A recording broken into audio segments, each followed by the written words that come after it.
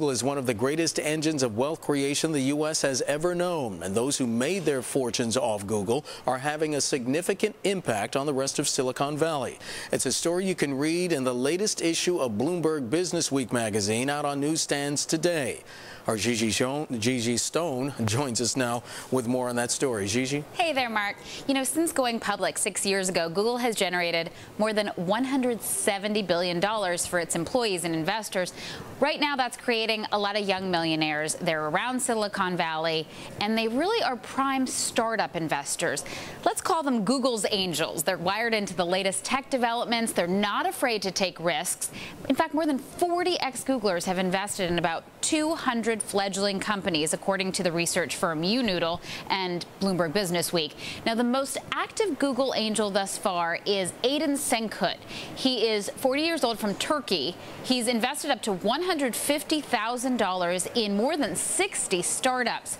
He is actually Google's 63rd employee, and some other active Google alums include Chris Sacca. You've heard of him. He's a 34-year-old Georgetown law grad.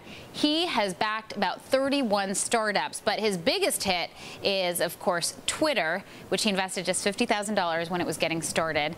And you also have Andrea Zurek, who has invested in 27 companies. Yes, we are writing checks, and we are giving back, capital to these companies. But it's also fun and exciting and rewarding for us. It's more than just simply providing the capital. It's being able to spend time with the smart engineers, stay ahead of cutting-edge technology and trends. And it's not just former Google execs. Some current Google executives, including Eric Schmidt, Larry Page, and Sergey Brin, are also financing a lot of young companies, Mark. Gigi, what are some of the companies backed by Google alums? There are a lot of success stories, actually. Mint.com, which is an online personal finance service, got money from Aydin Senkut, who we were just talking about.